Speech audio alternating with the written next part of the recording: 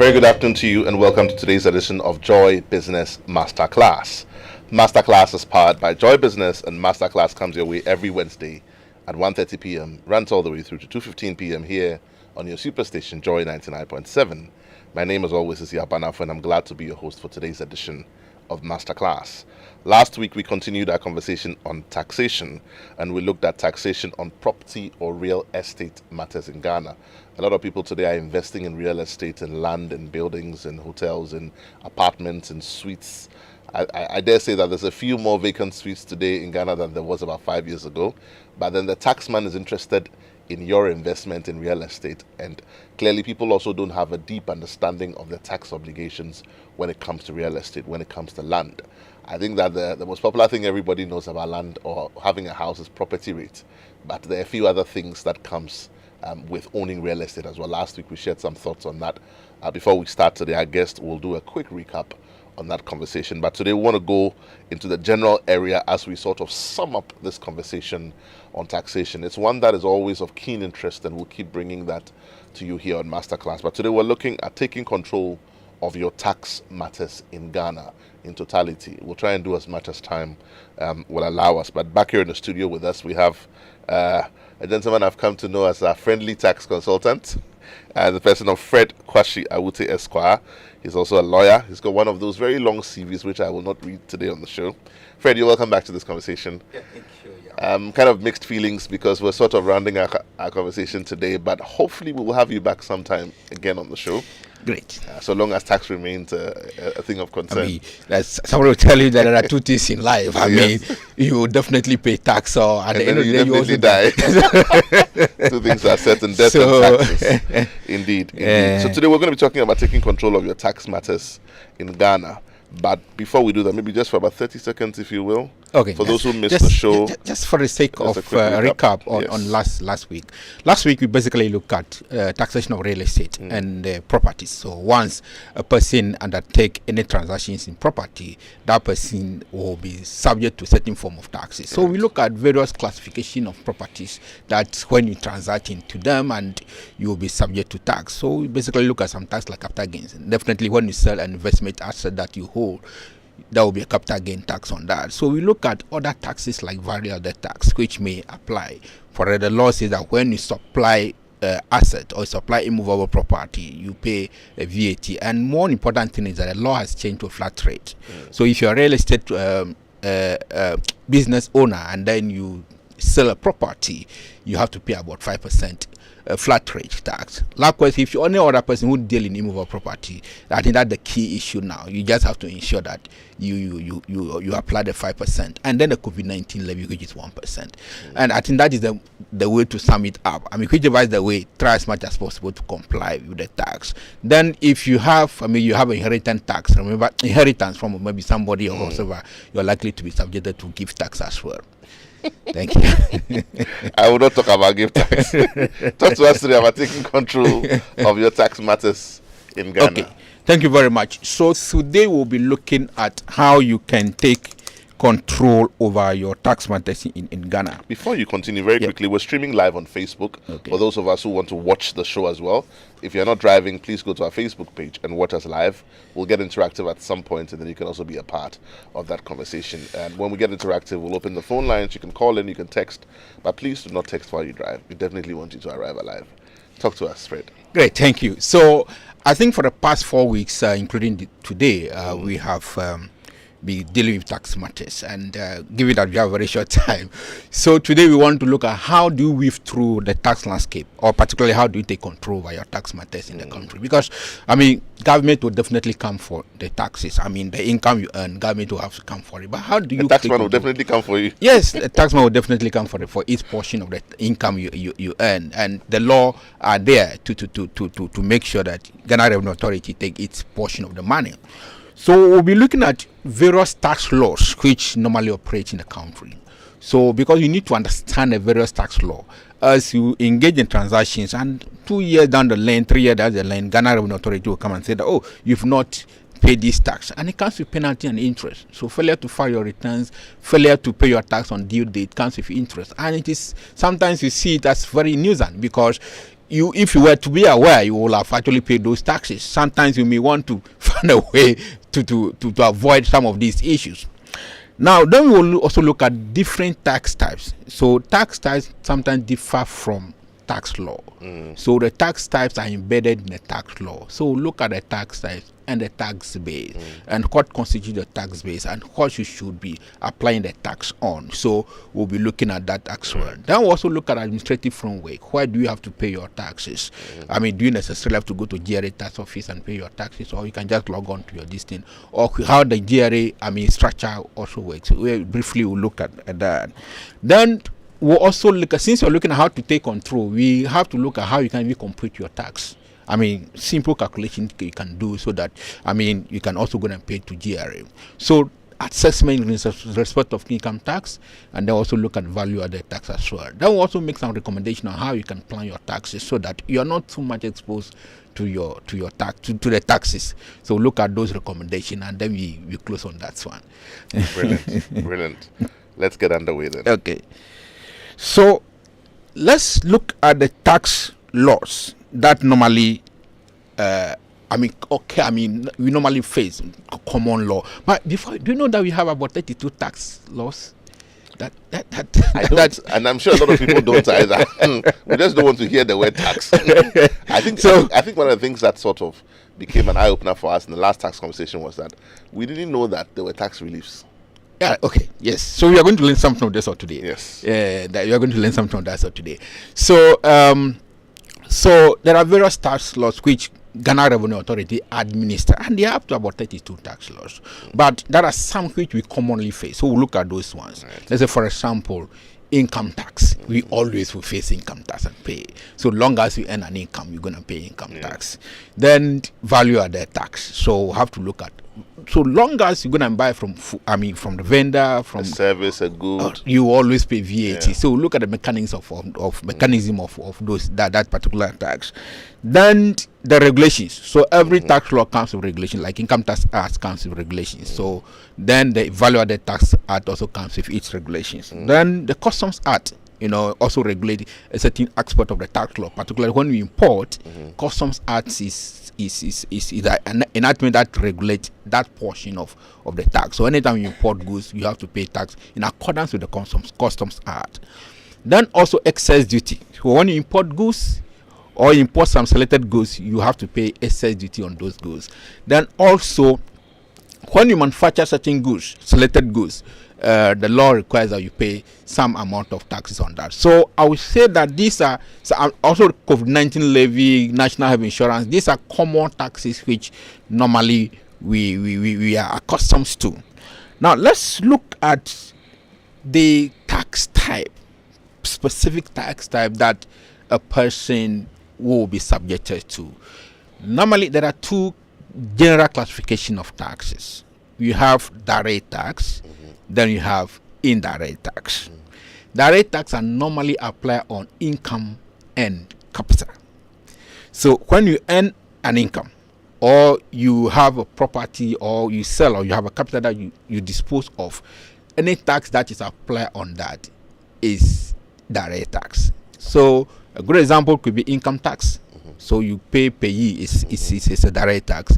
You pay corporate tax, which is applied on profit. You pay a direct tax. Gift tax, capital gain tax. So those taxes are called direct taxes. Then we also have what we call indirect taxes.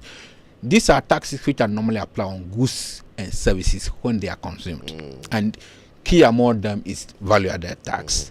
And then also national health insurance, communication service taxes. So that is indirect tax because they're actually on the consumption. And it is indirect because when it goes, though the incidence falls on the consumer, but the person who actually accounts for the tax is the supplier.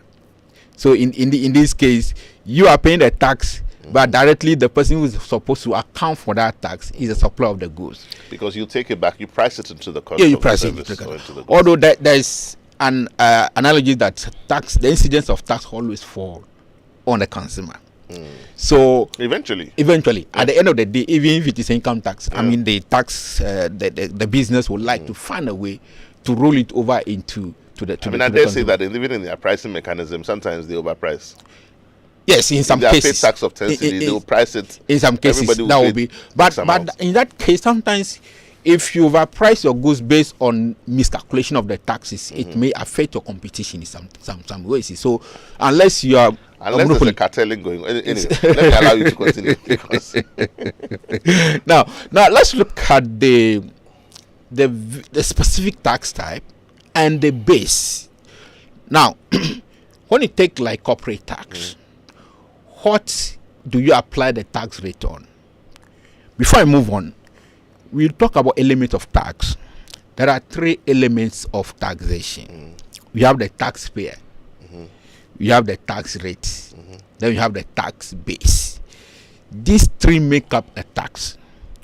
So if any of them is absent, then there is no tax. The taxpayer, the tax rate, the tax base. And tax base. So the rate is called the marginal rate, the one with, let's say 25%, that is the rate. The taxpayer. So if you say that you have made a tax law and then you cannot identify who's going to pay the tax, then it's no longer a tax law. That's correct. Then if you make a tax law and there is no rate, what are people going to pay? That's correct.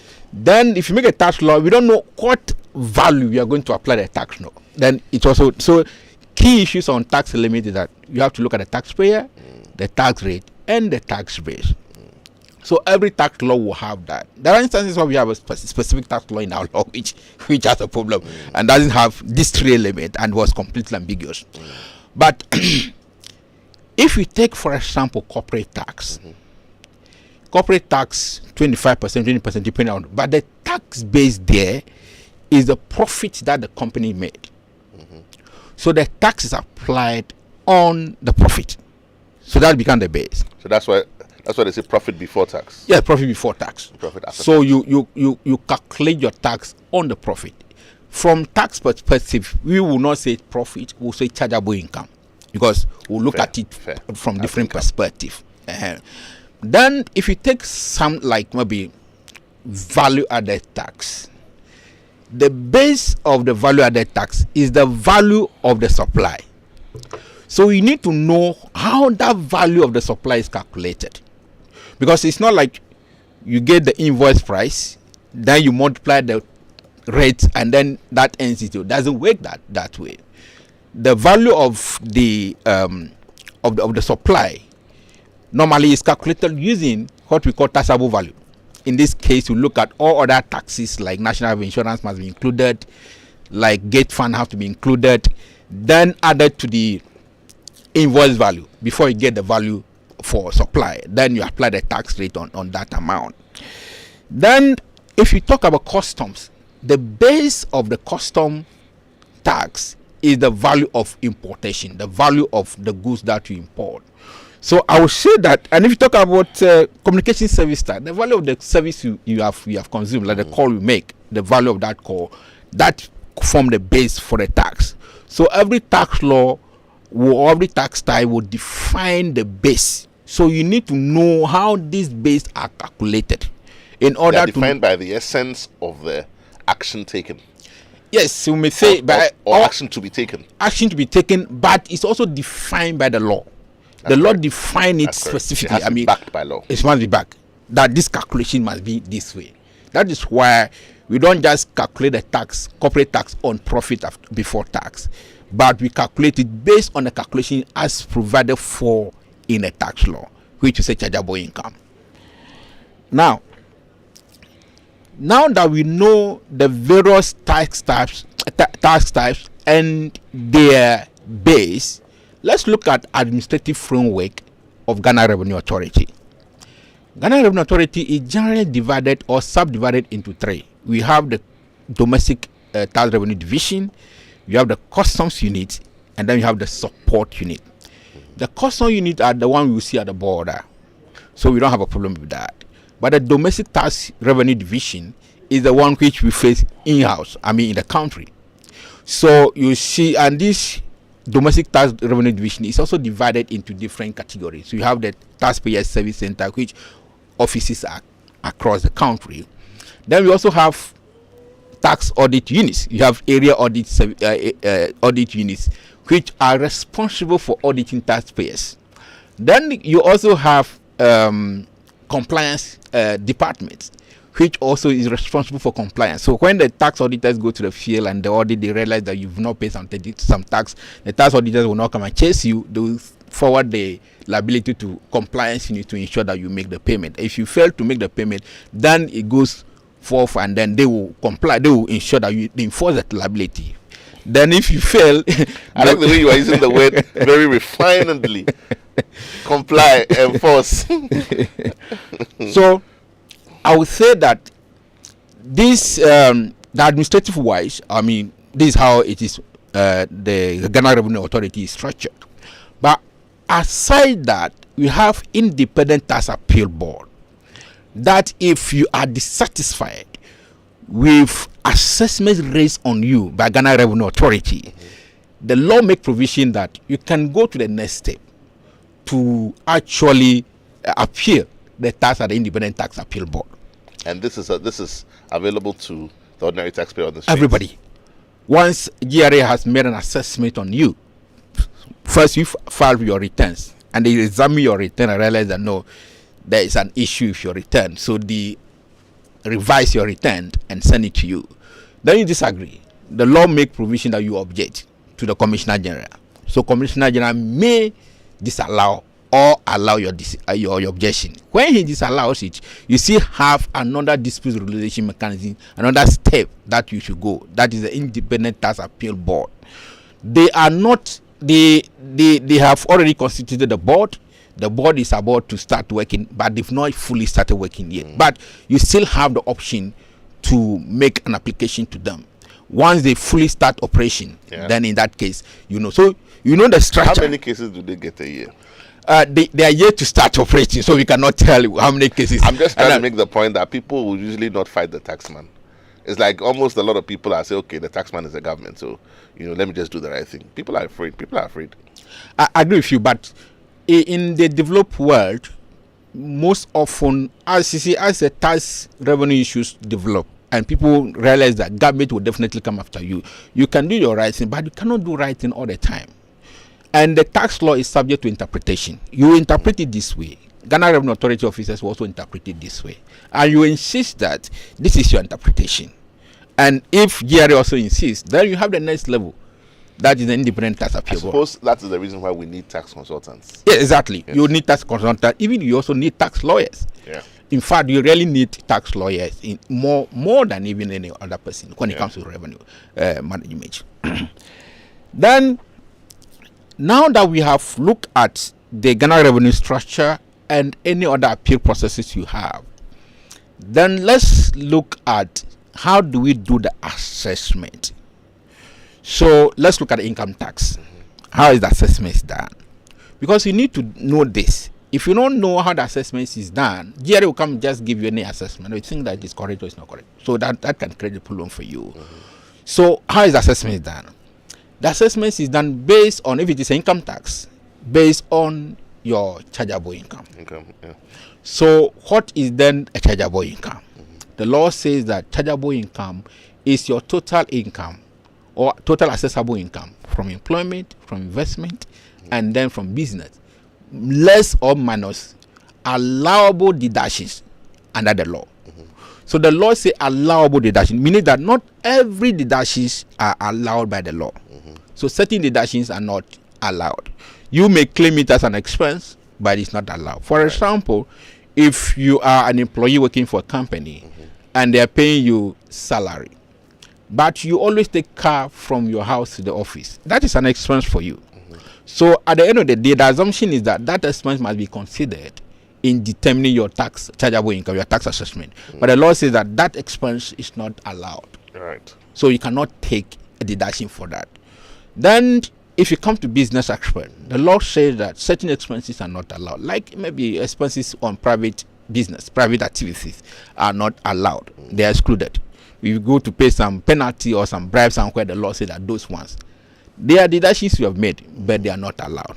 So that deduction will be made from your assessable income. But the question is that, what is the assessable income? Because if you don't know what is assessable income, you cannot compute the chargeable income. So now, what is accessible income? Accessible income, the law says that it is your total income that you derive from employment. So when you're into employment, the gross salary that your employer pays you plus any other allowances the employer pays you. That is your salary, your income.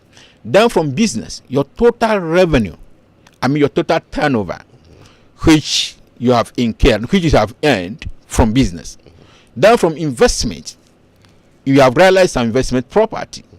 So the gross amount. So the total of this investment income, the total of this employment income, the total of this business income put together give us what we call accessible income.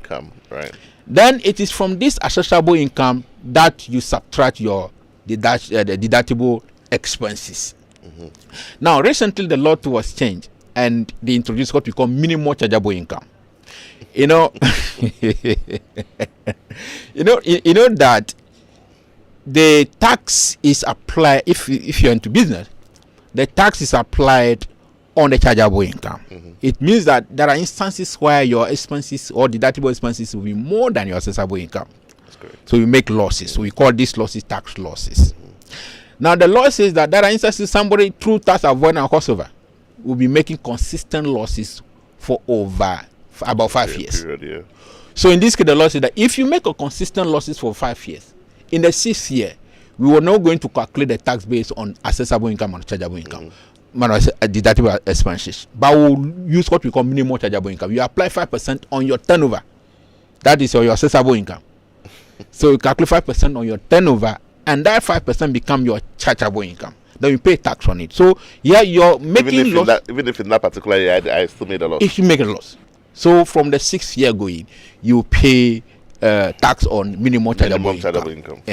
So that is how the law put it. But this does not apply to businesses which actually start operating in the last 5 years, or family business. So family business and business which start operating for the last 5 years are excluded. But if any other businesses which do not, once you are subject to tax and you're not making profit for a period of 5 years, minimum chargeable income will apply to you. Now, let's look at the specific deductions which will be available. From business, interest deduction will be available.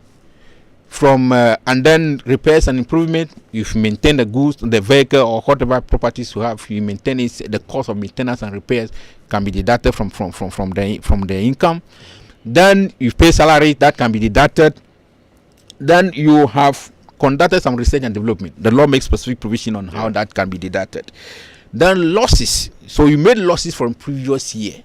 The law allows you to carry forward that losses to this year and deduct it in case you make a profit this year.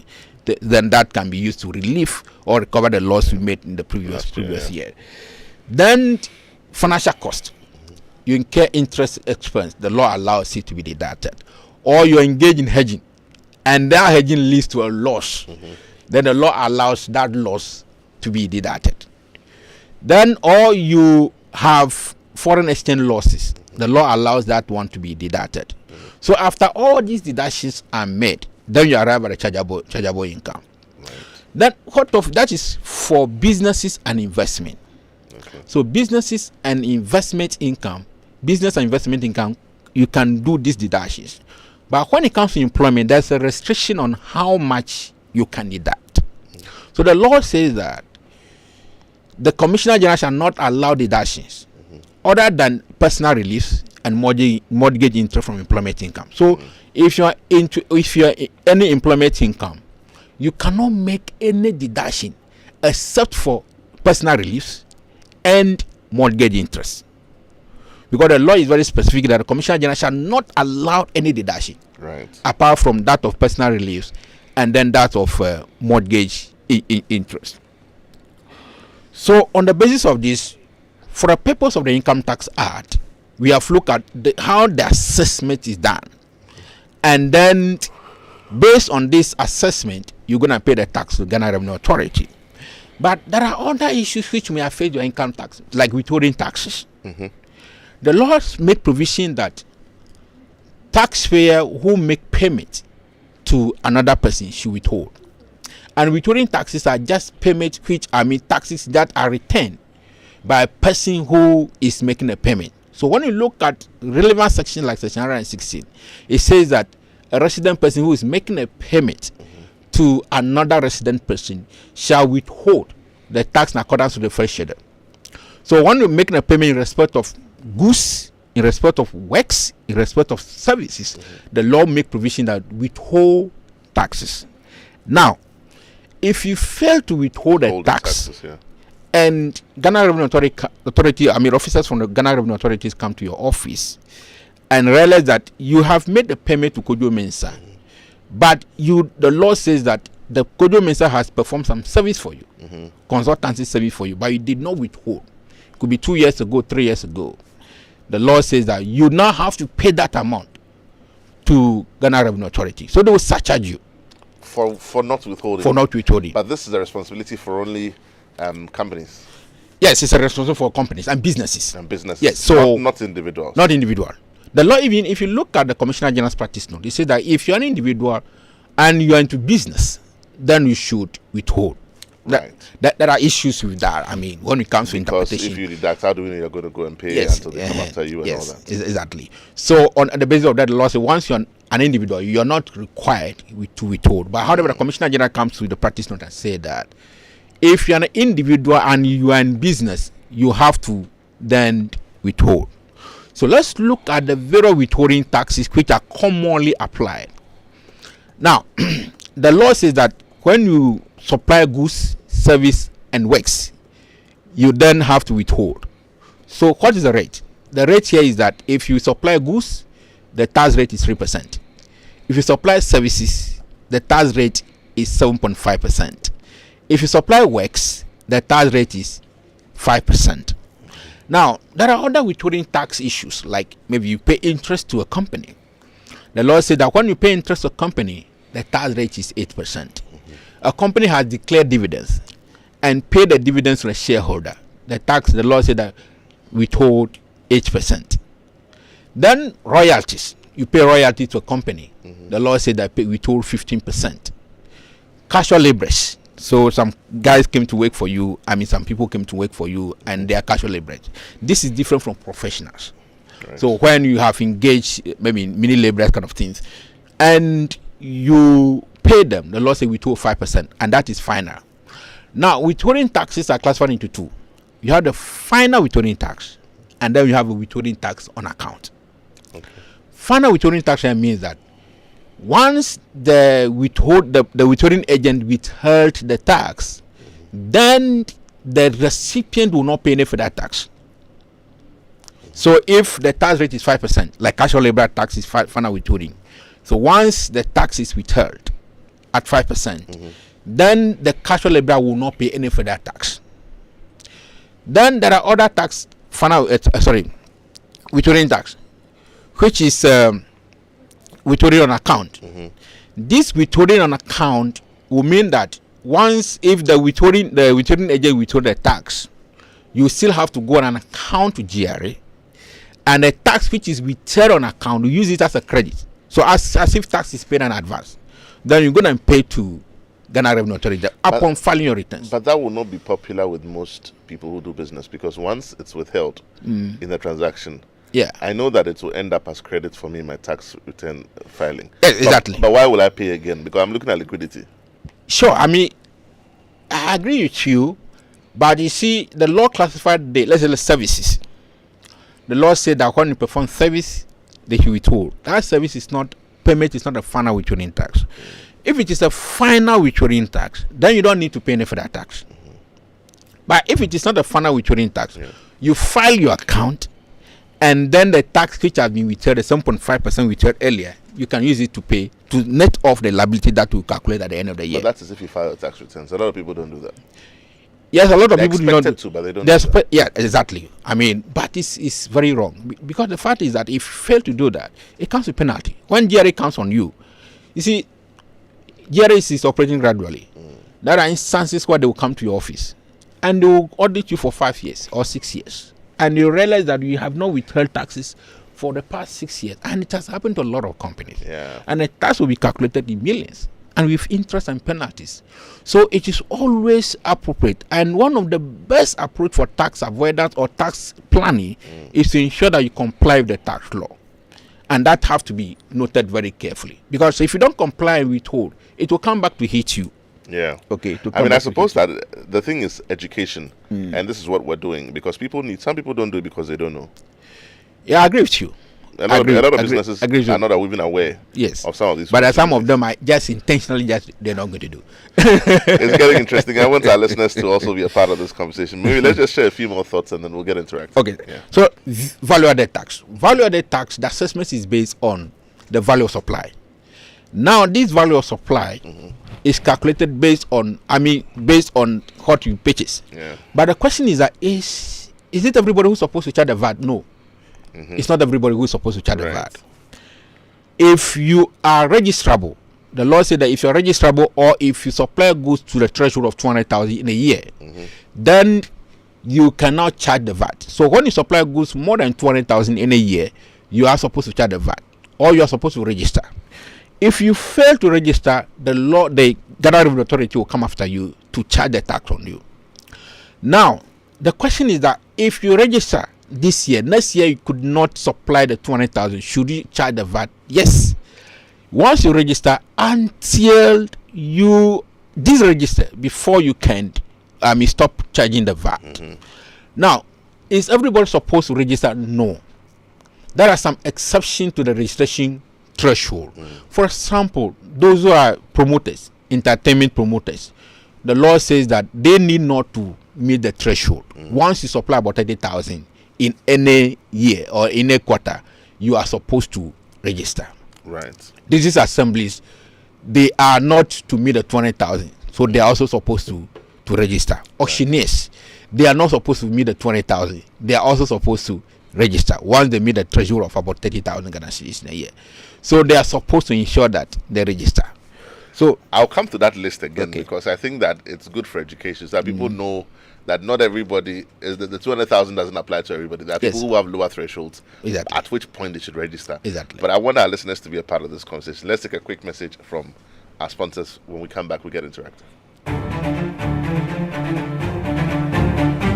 Your favorite on-air business development program, Joy Business Masterclass, is in session, and you can interact with us on Facebook via the Joy 99.7 FM or Joy Business pages. If you tweet, the handle is at Joy 997 FM or at Joy Business GH. Don't forget to hashtag JB Masterclass. You can also call us on 0302 216541 or send your questions and contributions through to the WhatsApp number 0551 111997, and our facilitators will address your concerns. Attention everyone, class is in progress.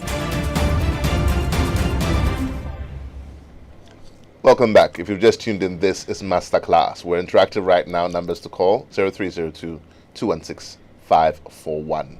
That's 0302 216 541. You can also send us your comments on 055 1111997. That's 055 1111997. We're here in the studio and we're talking about taking control over your tax matters in Ghana. This is the final show on tax in this edition that we have brought to you. And we're here in the studio with Fred Kwashie Awuttey Esquire. A lot of questions, a lot of information that is needed for us to be able to do the right thing, because I dare say that a lot of businesses, a lot of entrepreneurs, a lot of business owners are in a constant position of breach, and it's only a matter of time before the regulator will catch up with us. It's good that we do the right thing before we have to pay for it. So pick up that phone, give us a call, let's learn together. Life is too short to make all the mistakes yourself. 0302 216 541. Text us on 055 1111997. If you are driving, please do not text while you drive, but pick up that phone, give us a call. So Fred, let's share those thoughts quickly, and then once the phone starts ringing, then we'll... Okay, let's look at the taxpayer's rights under the tax law. What is your right? You have the right, the taxpayer has the right of representation. The right of representation. So you can engage a tax consultant who will come and take who will come and take charge of your affairs and then represent you before the Ghana Revenue Authority. So you can appoint a representative to represent you, either tax consultant or lawyer. But a lawyer can only provide legal services. But a tax consultant will provide. Are there many tax consultants in Ghana today? Yes, we have. I mean, Ghana Chartered Institute of Taxation has trained a lot of tax practitioners. So if you're a business, you're listening to us, there are lots of tax consultants in Ghana today. Don't go there and be bullied because you don't understand. Get a tax consultant. That's what we're saying. Exactly. Right. Then you also have the right of information. So you can ask for your tax affairs from Ghana Revenue Authority and ask Ghana Revenue Authority, how much tax do you owe at this particular time? Or what are the information relating to taxes? So Ghana Revenue Authority will give that one to you. Then you also have the right to object. If the officers assess you and you realize the assessment is too much, I mean, it's not the one you expect, you can object to that assessment. How do you object? Hold that thought. I've read a lot of businesses are interested in that. Can you really object to officers of GRA? You won't try it. I have a caller on the line. Good afternoon. You're welcome to Masterclass. Your name and where you're calling from. Hello, good afternoon. I'm struggling to hear you. If you can just reposition yourself and call me back. Hello. Yes, good afternoon. You're welcome to Masterclass. I can hear you now. Yeah, good afternoon. How are you, sir? I'm well, thank you. And you? No, I'm also doing good. Brilliant. Your name, sir? Bishop is my name, calling from Asante Mampo. Brilliant. All the way from Asante Mampo. Well done, Bishop. Yes. Talk to us. Yes. I just want to understand this withholding tax and the final. And you said one is final, the other. For example, the casual laborers. I pick people for by day as an individual. My farm, my backyard, and they weed around my house. I pay them. Am I supposed to deduct 3% of their money as tax? And how do I pay to GRA? Right. Since I'm not a registered business.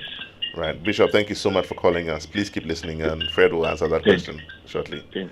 Right. I think I have another caller on the line. Fred, if you could just hold that thought for me. Okay. He wants to know, as an individual person, what are his tax obligations. Good afternoon. You're welcome to Masterclass. Your name and where you're calling from. It's Ajman. Oh, Ajman, how are you, my brother? I think your reception could be better. If you could just reposition yourself for me. I think it's better. Ajman, go ahead. I think we have pay as you, and you have a flat rate tax that you pay yearly.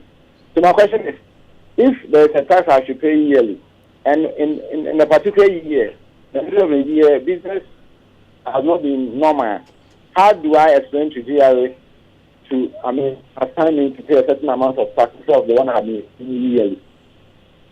Right. I think it's a fair question. Please keep listening. We'll try and answer that. So let's do the one from Kumasi first. Okay. And then we'll do Ajman Joseph. I that is fine. Okay. I think you should write them down. I've just been sitting down. Ajman Joseph wants to know, if you pay yearly tax, how do you handle the payee? Okay. Especially if business has not been good. Okay. We'll take the third one and then we'll try and answer all three. Okay. Good afternoon. You're welcome to Masterclass. Your name and where you're calling from. My name is Frida, calling from Tema. Right. How is Tema this afternoon, Frida? Tema is good. Brilliant. Talk to us. All right. My understanding is that if you have a consultant who does some work for you, you're supposed to be taking 7.5%, right? Yeah, that's correct. Okay. All right.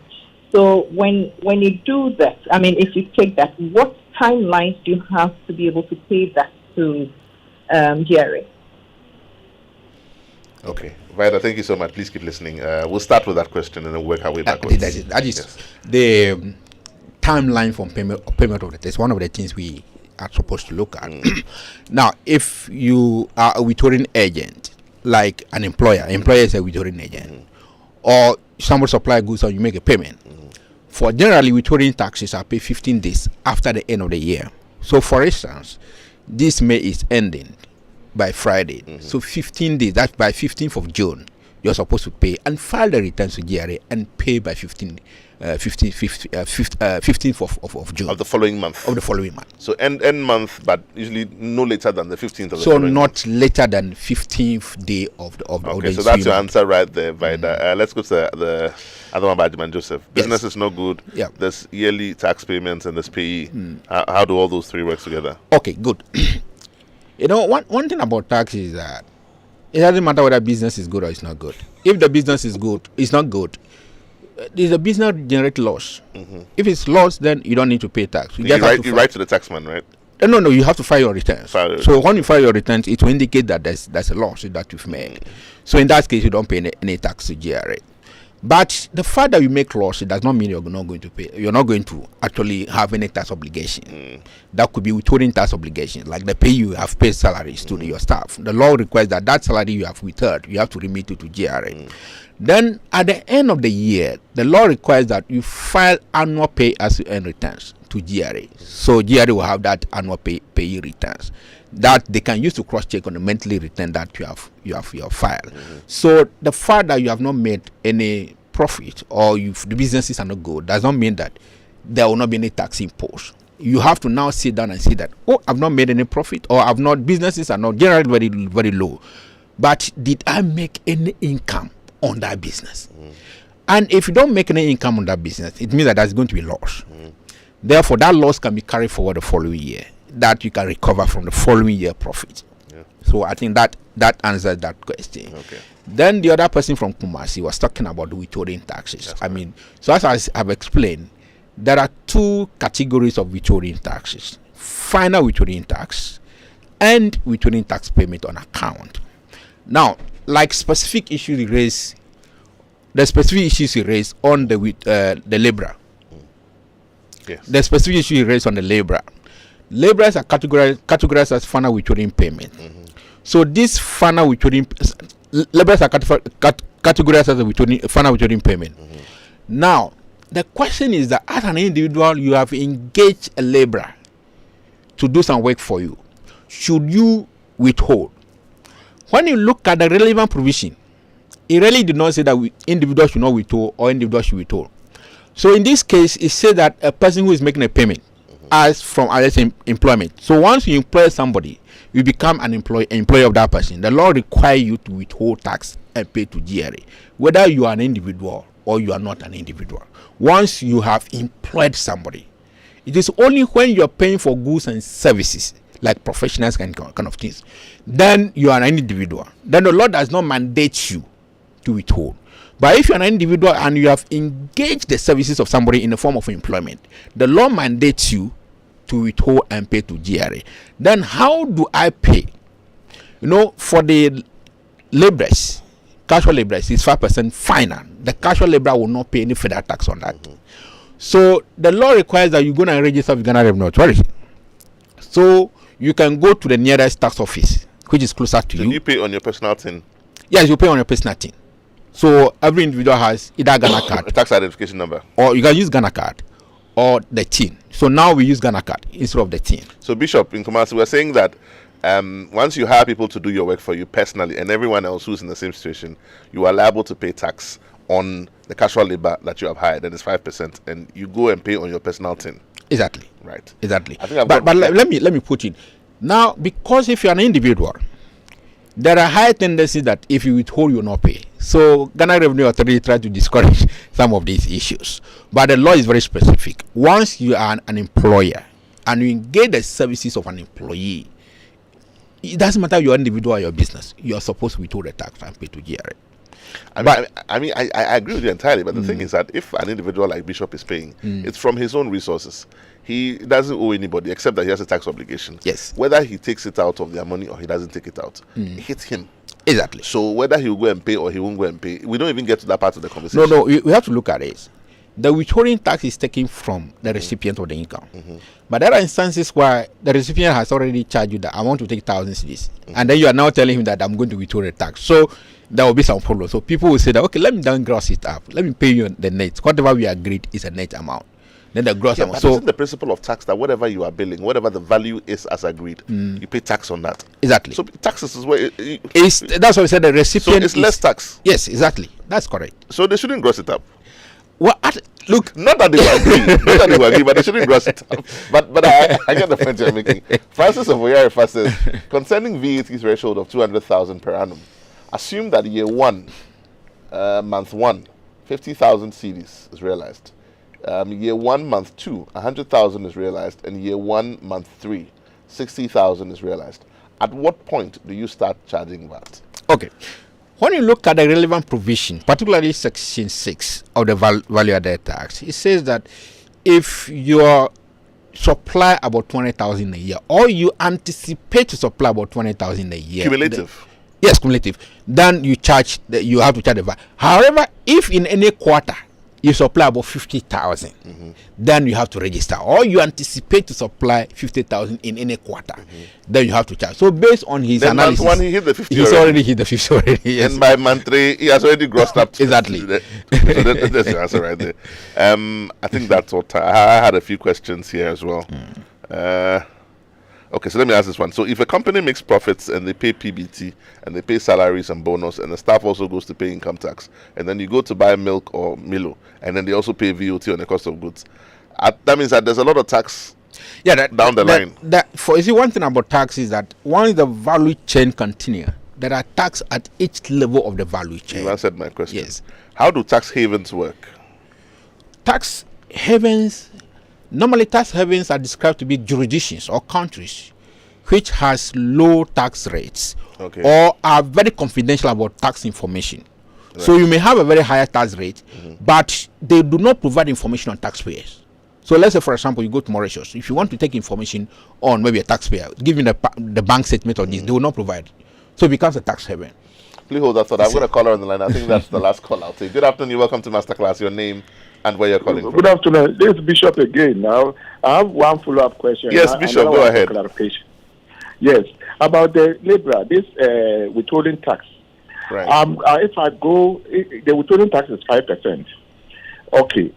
If you say it's final, does it mean that the money I will pay the laborer, any expenditure he or she does, the fellow is not supposed to pay tax on that amount that the fellow got from providing services to me or weeding for me? And number two, this 8%, especially hostels and what have you, withholding tax, and they pay to GRA. Just as he explained, that 8% on 1,000. Then they'll say, they will calculate the 8%. Some of them will calculate the 8% for the individual to pay, and they will take the 8% out. But if the individual pays the 1,000 plus the 8%, then the amount is not realistic. The tax is not realistic, because if you add 8% to the 1,000, the 8% of the 1,000 plus the 8% of 1,000 should be more than the 8% of 1,000. But they go and pay the 8% of the 1,000. Okay, Bishop, I got confused there, but I'm sure that Fred is smiling at me, so I'm sure that he understood it better than I did. Please keep listening. We'll try and answer the question. Okay. Did you get it? At some point, I lost him. Well, but let's simplify what he's trying to say. I mean, it's talking about withholding tax on properties, like residential property. So, withholding tax on residential property is 8%. That's correct. And that is final. So, if your rent is, say, 1,000 cedis, then you apply 8% on 1,000 cedis, and that will give you about I think that is about 80 cedis. So you pay that 80 cedis to Ghana Revenue Authority. Correct. Okay. So it's to put it simply. To simplify it is, if your rent amount is 1,000 Ghana cedis, what you just have to do is calculate the 8% on 1,000 and pay that 80 cedis to Ghana Revenue, and that ends. That sort of settles it. That's all time will allow us. What's our takeout? Maybe just 1 minute. In all the 4 weeks we've talked about tax, what should we remember from all these conversations? I think as our takeout. One thing we need to remember, and know very well, that you definitely face tax. Payment of tax in one way or the other. So you should try as much as possible to take control over your tax matters. Know your taxes, know what you're going to pay, and above all, keep appropriate books and records, Because if you fail to keep appropriate books and records, you'll be in trouble. Then do self-retrospective approach, like maybe introspective approach, like make sure that there is some tax health checks. So get tax audit, internal tax audit. So you can get a tax practitioner or tax advisor.